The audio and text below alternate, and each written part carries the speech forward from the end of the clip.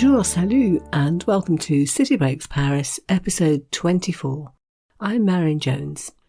If you're a regular listener, you'll know that we're currently between series, as it were, and just taking the chance to slot in one or two extra episodes for things that I didn't think of when I did the Paris series first time round.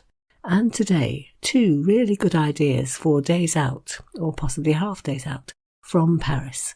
Two places that are less than half an hour away on public transport.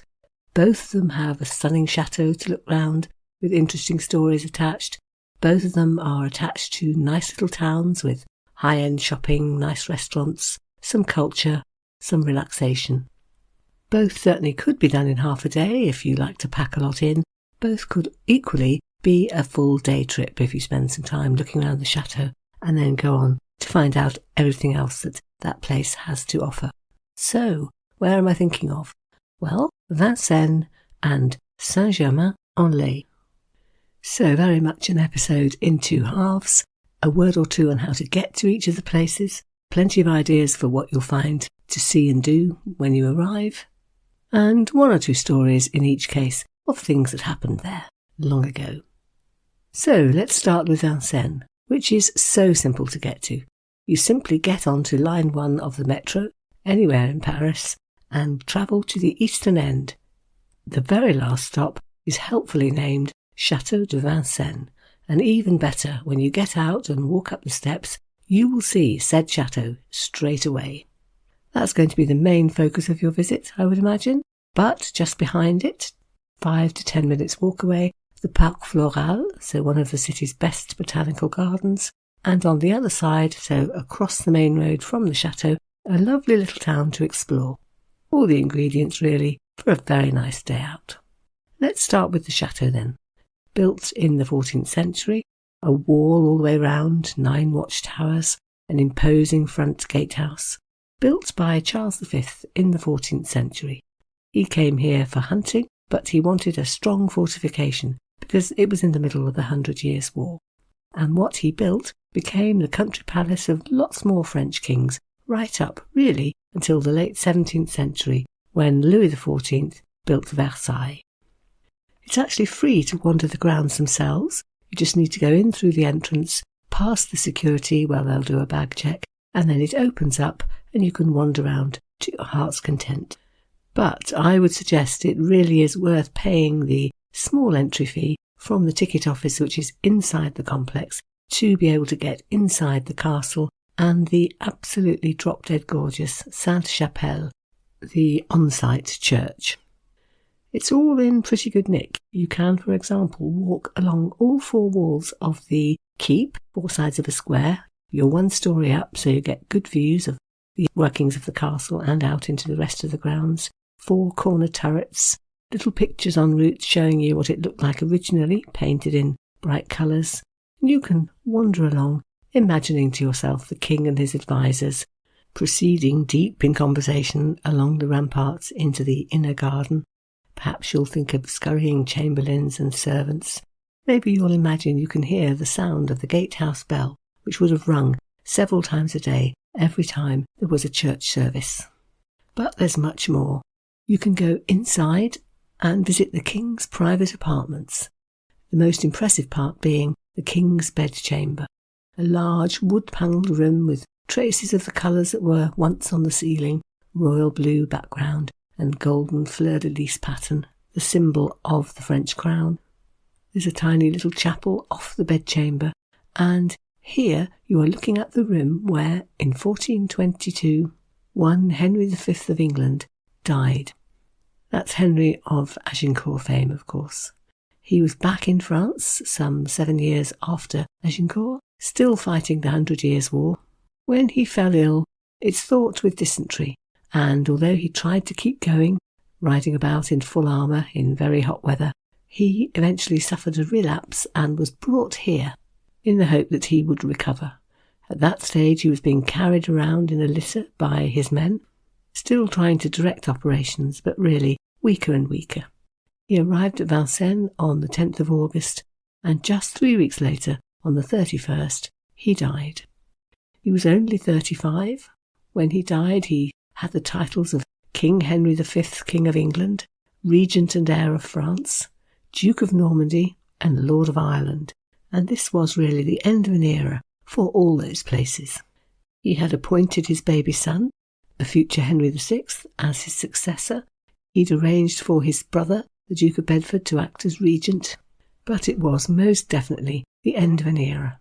Henry's body was embalmed. It was taken first of all to Rouen, where it lay overnight in the cathedral, and then finally, and quite slowly, all the way back to England, where in November that year he was buried in Westminster Abbey. There are other rooms to visit too, for example Charles V's study, from where he governed the whole kingdom for 2 or 3 months every year, and where you can see the treasury where he stored the kingdom's gold and his most precious manuscripts, all locked away with a single key which he himself kept, and of course sealed with sealing wax. You can visit a little room called the King's Wardrobe, full of coffers labelled "For His Linen," and decorated with carvings of musical instruments, a hurdy-gurdy, a portable organ, that sort of thing. A reminder of how much music there would have been in the chateau in its heyday. It's said, in fact, that Charles summoned musicians to play for him almost every day. In the lower ground floor, things get much more serious, because down there, in the 15th century, right up until the Revolution, it was used as a prison, somewhere to lock away, or as the guidebook put it, send to rot, anybody who had displeased the king. You can wander around the dank rooms, see the prisoners' names carved in the walls, read some stories of, for example, Nicolas Fouquet, whom you might remember if you heard episode 23.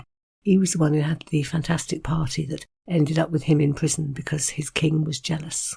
And this is where he was shut away, at least until his trial. It's also where the philosopher Diderot was locked up for writing anti-religious material. And you can read too the story of Mirabeau, the scandal-ridden revolutionary who found himself here after receiving a lettre de cachet. That's a letter that the king writes, just saying, throw this person in prison. No reasons or anything, just do it. So it's all fairly grim. And when you've looked at that and need something a little more uplifting, cross the courtyard into the Sainte-Chapelle, which is one of those stone buildings where the carvings outside are so intricate it almost looks as if it's made of lace. And when you go inside, another surprise.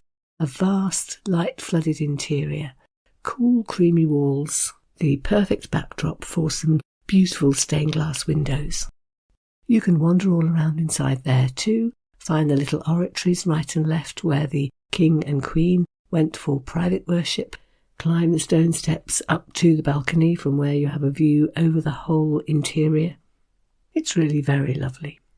Once you finish with the chateau, you may wish to go out of the main entrance and work your way round outside the walls to the back of the chateau, cross the main road, and you'll find you're at the Parc Floral, which is one of the city's main botanical gardens, 28 hectares on the edge of the Bois de Vincennes, lots of little walkways and specialist areas, a forest garden, a butterfly garden, a lake, 8,000 species of plant, play areas, so quite good for a break if you've got children with you, and again just a few euros entry. Or, if you think yourself back at the front of the castle again, the main entrance, you can cross the main road, which is called the Avenue de Paris, walk up to the left and you'll come to number 28, which is the tourist office. A treasure trove of ideas, and most of interest perhaps if you're just here for a short time, would be their town trail. I think they call it the Heritage Trail, so a little map taking you on a circuit of the town past all the best bits. And what a treat you're in for. It really is foodie haven, Vincennes. You'll be passing more than one high-end chocolatier. One of them's actually got a window through which you can see the chocolatier at work, and all sorts of other gourmet food shops, specialist little delicatessens, at least one very large comprehensive wine cellar, a double-fronted fish shop, butchers I spotted that sells so many different things it's got a 4-word title and it goes under the name of a charcuterie, boucherie, volaille, triperie. So I think any animal part you want to track down, they will have. But it gets even better, because what you mustn't miss is the market.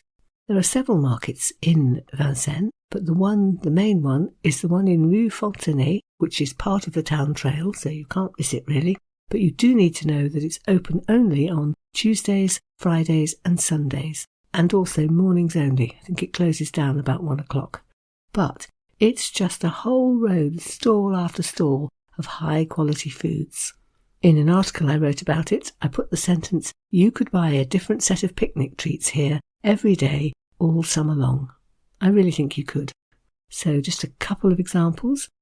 There are several cheese stalls. The one I spotted had authentic flavours from the mountains of Auvergne.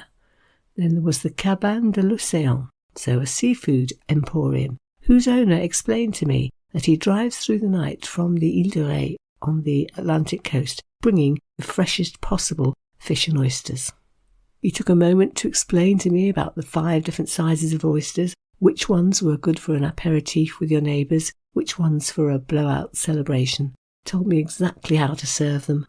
It's just one of those places where people are really, really interested in the products that they sell. Following the town trail towards the end of the market, you'll come to the Place de l'Église with, yes, a church.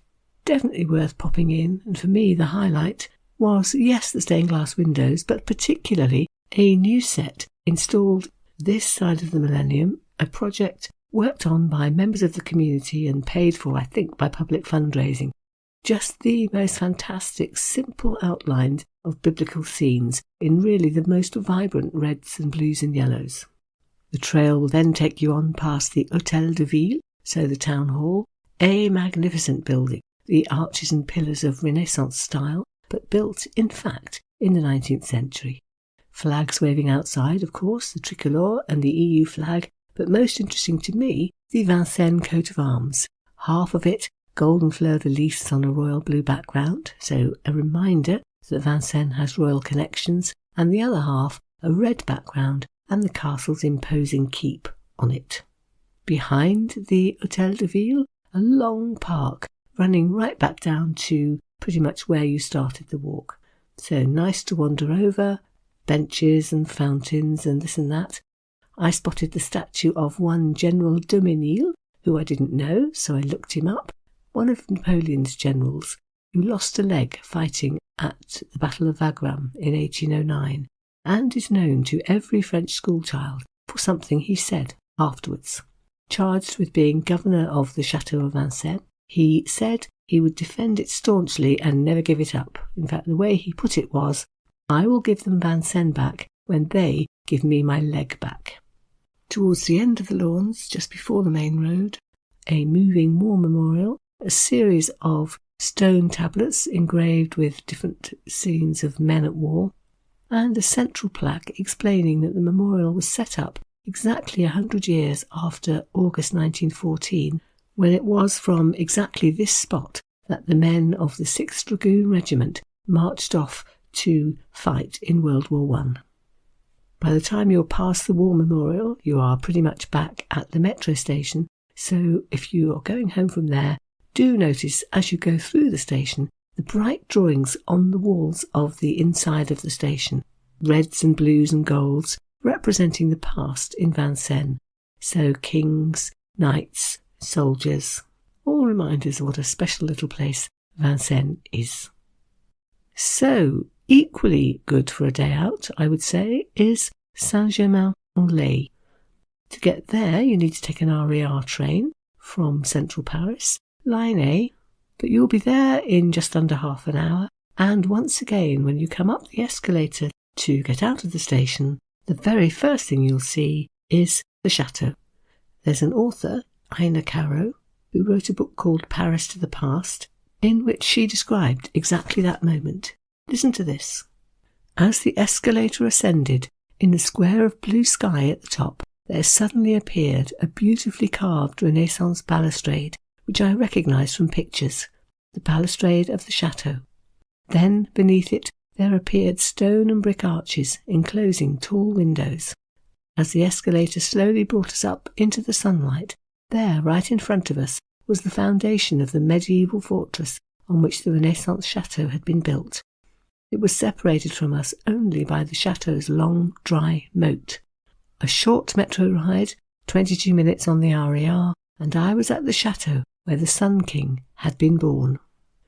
Now, here too you can go inside, but it is a different matter from Vincennes, because this building has been repurposed to be the National Archaeological Museum. So there is an entry fee, just a few euros, but definitely worth it, whether actually you're interested in archaeology or not. If you are, you're in for a treat, but if you're not, I think I paid €6, is cheap at the price to be able to wander from room to room inside what was, until the 17th century when Versailles was built, French royalty's grandest country chateau. Home to something like 29 different kings of France, built in the 1120s by Louis the Fat, left eventually in 1682 by Louis XIV, who took his court, and, so I've read, most of the furniture, off to a new life at Versailles. Its heyday was perhaps the Renaissance, kings like Francis I and Henry II, when large numbers of guests flocked here to hunt in the surrounding forests, to dance in the ballroom, to try out the Jeu de Paume tennis courts, or visit the zoo which had been specially set up here, a sort of place for royalty to collect their exotic animals. And as part of what you see when you go round, two real highlights, I would say. One is the access out to the balcony, which surrounds the inner courtyard. A more stunning Renaissance facade I don't think you'll see anywhere. Think cream stone, red brick, arched walkways around all four sides, double rows of arched windows, all of this surrounding the cobblestoned courtyard. And the second highlight, accessed from the ground floor, you can get into the courtyard and then from there go inside the 13th century chapel built by Louis IX, so he's the one who later became Saint Louis. Very plain walls, high vaulted ceiling, a real symbol of his very pious faith. At one end, a beautiful stained glass window decorated with the golden fleur-de-lis symbols on a bright blue background. So again, another reminder that this was a royal chateau. And a chateau which has a lot of interesting stories attached to it. It was, for example, in 1514, in the chapel, that Francis I, the flamboyant Renaissance king, who was only 19 at the time, married his bride, Claude, Duchess of Brittany. She was only 14, rather shy, she had a bit of a limp, but what made her a good match was the fact that she was the daughter of Anne of Brittany. Anne of Brittany, in fact, had recently died, which meant that the wedding was quite a sombre affair. Francis's father, King Louis XII, wore black because he was in mourning. He apparently banned, quote, fiddlers, comedians and jugglers, all of whom would normally be at a wedding and letting rip. Francis himself was not terribly impressed and described it later as, quote, a niggardly ceremony without the pomp due to a royal marriage, even in mourning. But, although this all sounds rather inauspicious, they did go on to have 7 royal children. And although Francois, in common with probably all the French kings of that era, had plenty of mistresses, he was said to have been very fond of Claude, to have loved her, to have taken notice of what she said. Another event, a century or two later, the birth of Louis XIV. His mother, Anne of Austria, had retired here to St Germain-en-Laye to give birth. She ensconced herself in a building actually in the grounds, not the main chateau itself, a little building called the Château Neuf. I think today it's a restaurant actually, but you can see a plaque over the door saying that this is where Louis XIV was born. She arrived from central Paris towards the end of August, and then finally, on the morning of Sunday the 5th of September at 11:20, the baby was born, weighing 9 pounds. And this was a huge moment. Louis was such a wanted child, born more than 2 decades into his parents' marriage, and prompting his father to say, quote, here is the miraculous result of the grace of Almighty God, for what else may describe such a beautiful child after 22 years of marriage and my wife's 4 miscarriages. And so, of course, jubilation followed. Here's the author Josephine Wilkinson in her biography of Louis XIV, describing that day. Quote, France greeted the new Dauphin with rejoicing and celebration. At Saint-Germain, 4 silver dolphins spewed an endless flow of wine. The air rang with the sound of church bells. In each church, the Te Deum was sung and the Blessed Sacrament exposed. Cannon were fired in salute and lanterns brightened the windows of every house. On Monday, all the shops remained closed so that everyone might enjoy a holiday.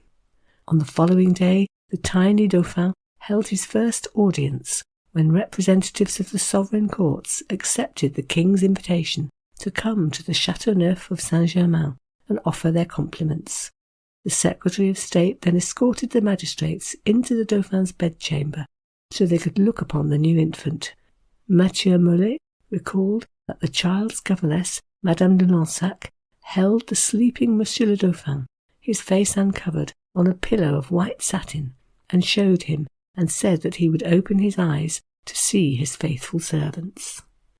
Louis was only 4 when he became king on the death of his father, and he went on to be France's longest reigning monarch, 72 years. There are lots more stories of the life he led when he was here as an adult. Think royal guests striding about in their hunting clothes, merrymakers coming to hold feasts or see a ballet or a play. Lots of dancing. Louis loved to dance. It's said that here, at the age of 30, was the very last time he ever danced in public. It was here too that his father, Louis XIII, died, and as an adult, it was here that he installed not one but at least 3 or 4 of his mistresses at various times. Some of them had a house in the town of St Germain, some of them had apartments carved out for them here in the chateau. So we're talking at the very least Louise de la Vallière and Françoise, his children's governess, and Madame de Maintenon. So perhaps as you look over the courtyard you can imagine courtiers scurrying around with messages from Louis to one or the other. It was also at Saint-Germain that King James of England and his Queen Mary lived in exile for 10 years after they were usurped. So England decided it wanted a Protestant monarch, and the very Catholic James and Mary came to live here with their cousins who shared their faith. Do not miss the Chateau Gardens. They're so renowned they've got 2 fancy titles, being both a Jardin Remarquable, which means a remarkable garden, so one that's so beautiful everyone should see it, and also a Monument Historique, a historic monument. 40 acres or so of formal gardens, designed originally by André Le Nôtre, who did the gardens at Versailles and the Tuileries, leading into several thousand hectares of forest. There are tree-lined avenues here and there leading to viewpoints, and you can look out towards central Paris and see La Défense. When you have finally finished with the chateau, there are other things you might like to do in Saint-Germain. Quite near to the chateau, 5 minutes walk away or so, is a little gallery called the Espace Vera, V-E-R-A, described as a little temple of Art Deco. It's a museum, really, to the work of 2 brothers, the Vera brothers, André, who was a garden designer, and Paul, a painter and designer. They lived and worked here, and after their deaths it became a museum where you can see an eclectic mix of things representing both their work. So tapestry chairs with Art Deco motifs, geometric garden designs, watercolours of the forest walks around St Germain-en-Laye. It's not huge, but it's nice to pop in. Very close to that is the tourist office, and they too will provide you with a little map with a heritage trail, so you can wander some of the streets and see what there is to find. You can tell from the street names that the place had medieval and Renaissance roots. For example, there's Rue du Vieil Abreuvoir, so originally home to drinking troughs for the horses. There's Rue des Coches, from which horse-drawn coaches used to depart for Versailles and Paris. There's Rue des Vieilles Boucheries, so the old butchers, where the old meat market was held. A delightfully narrow little road with lots of colourfully painted houses. There are plaques on some of the houses to say that this duke or that madame lived there. For example, in Rue du Vieil Abreuvoir, a very elegant house with an elaborate balcony that I'm sure you'll spot as you pass it, that belonged to Madame de Maintenon, so one of Louis's mistresses, handily close to the chateau. Although in fact when he eventually dismissed her, he bought her a castle, the Château de Maintenon, presumably because he didn't want her this close anymore. So definitely an interesting little place to wander. It's full these days of rather upmarket shops, lots of clothes boutiques, for example. In Rue du Pin, at number 38, you'll find the birthplace of Debussy, the composer, which is now a little museum dedicated to him. And in the same road, a little bit further along, the famous Pâtisserie Grandin, founded in 1822. So one of those patisseries, cake emporia, that France is so famous for, where you can buy all manner of really fancy gâteaux. You can't actually stop and eat them there, I don't think, but they will box them up for you in elegant little packages so you can take them away. And if you can't choose, why not go for the Debussy, so named after the town's most famous inhabitant, a hazel and chocolate number with rum-soaked raisins. The town trail is useful for sure, but it is really one of those places where you're probably going to want to just wander about and see what you come across. It's all pretty compact, so when you've done some browsing and shopping and perhaps some gâteau sampling, the RER station will be close at hand and you can head back into central Paris. So, as with Vincennes, I think you can certainly allow half a day to look around St Germain-en-Laye if you want to go round the castle and spend not too long in the gardens and then have a quick look at the town, but there's enough there for you to spend the whole day if you want to avoid rushing about and get a really good flavour of the place. Right, that's it then. That marks, for now at least, the end of the Paris series, although who knows, there's so much more to say. I think a couple more days out episodes will perhaps be in the pipeline eventually. But other plans are afoot. There'll be a new series starting soon. A mini-series actually, a little English town that's world famous, definitely worth a visit, but whose highlights can be summarised in just 2 or 3 episodes. So I look forward to you joining me for that if you're able to, or perhaps you'd like to go a-wandering if you haven't heard the rest of the Paris series, go and see what the original 22 episodes have to offer, or maybe have a look round at some of our other cities, if you fancy some history and culture as a background to possible visits to Edinburgh or Seville or Berlin or perhaps Marseille. There's a good range there. For the moment then, just falls to me to thank you very much for listening and to say goodbye in French. Alors, merci bien pour l'écoute et au revoir.